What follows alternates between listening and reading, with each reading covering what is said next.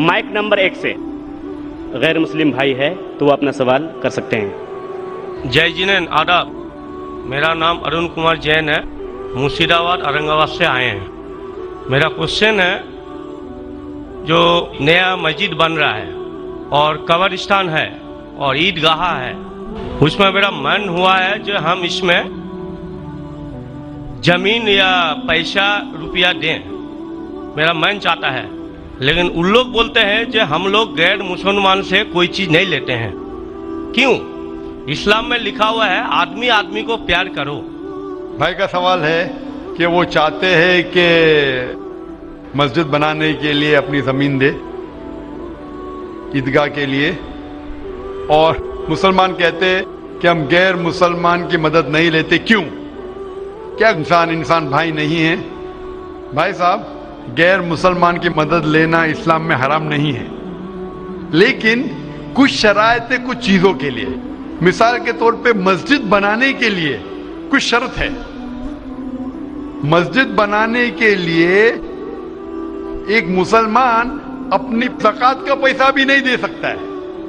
ज़कात एक मुसलमान के लिए फर्ज है कि वो 2.5% अपनी बचत का, हर कमरी साल वो 2.5% अपनी बचत का जो निसाब के ऊपर है, 85 ग्राम सोने के ऊपर है, उसे ज़कात देना चाहिए। और ज़कात की कई शराइत है कि फुकारा को देना चाहिए, गरीब को देना चाहिए, मसाकिन को, मुअल्ला और फुतुल कुलूब, गारिमून जो कर्जदार है, वगैरह वगैरह, इब्न सबील। लेकिन इसके अंदर ये मुसलमान अपनी ज़कात का पैसा मस्जिद के लिए दे सकता है, क्योंकि मस्जिद एक मुसलमान का फर्ज है कि वो अपने पैसे से बनाए, और ज़कात का पैसा भी इसमें इस्तेमाल नहीं हो सकता है, अपने बाकी पैसे से बनाए। ज़कात का पैसा की कैटेगरी लिखी गई है सूरह तौबा में, सूरा नंबर 9 आयत नंबर 60 में, कि ये 8 कैटेगरी को आप ज़कात का पैसा दे सकते हैं, मस्जिद बनाने के लिए नहीं, क्योंकि मस्जिद एक फर्ज है। मुसलमान खुद अपने पैसे से, ना कि ज़कात से, अपने बाकी पैसे से जो सदका हो या बाकी पैसे से, ना कि जो गरीबों के लिए जो पैसा महफूज है, जो 8 कैटेगरी है उसके लिए महफूज है, वो पैसे में से आप मस्जिद बनाने के लिए दे सकते हैं। ये एक शर्त है।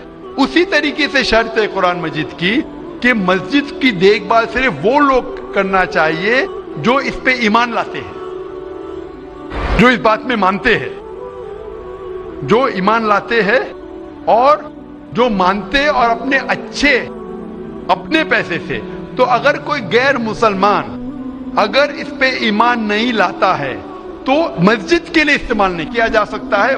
मिसाल के तौर पे मैं कहूंगा कि यहां कई जगह है अपने हिंदुस्तान में जिसे कहा जाता है कैंटोनमेंट एरिया। तो कैंटोनमेंट एरिया मतलब वो एरिया जहां सिर्फ मिलिट्री के लोग जा सकते हैं। आम हिंदुस्तानी, मैं हिंदुस्तान का नागरिक हूं, मैं ये नहीं कह सकता कि मैं हिंदुस्तान का नागरिक हूं इसीलिए मुझे कैंटोनमेंट एरिया में जाने दो। वो रूल है।